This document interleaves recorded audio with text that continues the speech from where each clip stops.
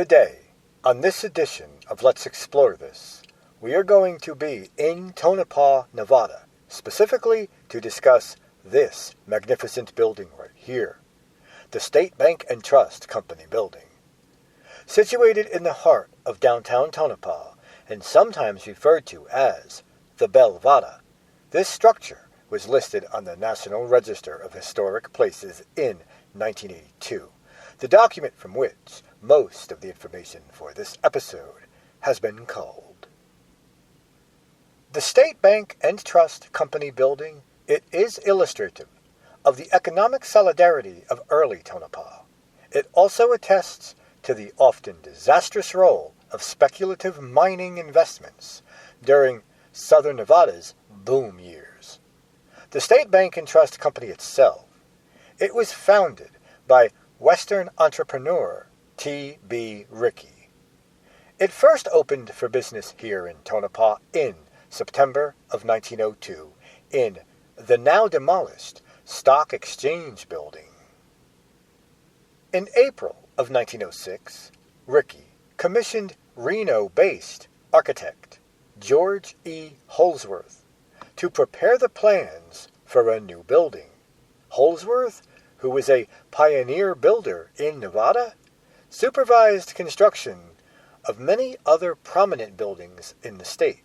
Among those were the Goldfield Hotel in Goldfield, the Mizpah Hotel, also here in Tonopah, and the John S. Cook Bank in Rhyolite. In September of 1906, the cornerstone was laid, and by June of 1907, the State and Bank Trust Company would come to occupy its new quarters here in this 5-story building. 4 months later, that Tonopah-based bank, along with its branches in Carson City, Goldfield, Manhattan, and Blair, closed its doors permanently. The downfall of the bank was largely precipitated by the collapse of the L.M. Sullivan Trust Company, a speculative investment company organized by master promoter and wildcatter George Graham Rice. The bank had been a party to Rice's dealings by loaning his company over $280,000, with little or no security to back the loans. By January of 1908, however, the bank was reoccupied. T.J. Crumley opened his elegant Nevada Club Saloon in the building, and later that year, the First National Bank of Nevada moved into what was, of course, the State Bank's old headquarters. Overall, the building is a fine example of a large commercial structure with a neoclassical influence, with its integrity of design and detailing still intact. If that is so true, then why don't we delve a bit more in depth into its architecture? So, the State Bank and Trust Company building, now largely referred to as the Belvada. It is located on the southwest corner of Main Street and Brower Avenue. It is a 5-story brick and granite structure with a rectangular plan that measures 50 feet wide by 100 feet long. The symmetrical arrangement of the facades and the classical treatment of the detailing does exhibit an influence of the neoclassical revival. That was, in fact, a popular style chosen for commercial buildings in the early 20th century. Pilaster strips of white granite divide the front facade, the facade that faces Main Street, into 3 bays, and the west facade, the facade that faces Brower, into 5 bays.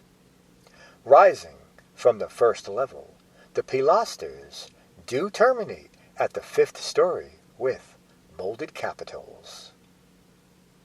Neoclassical detailing can be found at the roof, which includes a metal cornice with dentils and modillions, and which is surmounted by a kind of pediment-like stepped central parapet.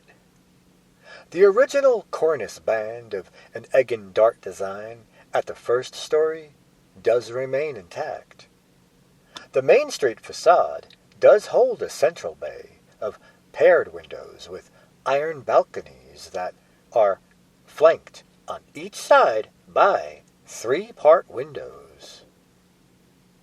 The Brower Avenue, or the West, facade, it is symmetrical about the central bay, and its fenestrations at the wall plane do consist of single or paired windows. All the windows are flat-arched with 1/1 double-hung sash, featuring stone sills and horizontal brick bands at lintel height. Both the northwest and southwest recessed entryways, reportedly, have endured minor modifications. Original features which are said to still remain intact include the pressed metal ceilings, the original stairways and elevator, and the octagonal tile floor inlaid with Tonopah First National Bank of Nevada. The octagonal tiled floor with the name of the old bank. Yeah, I'm not so sure I found that. So, folks, what do you think? That information was all from 1982. Does it all still hold true today in 2025? Are those original features still intact? Well, while you ponder that question, that time has come for me to move on.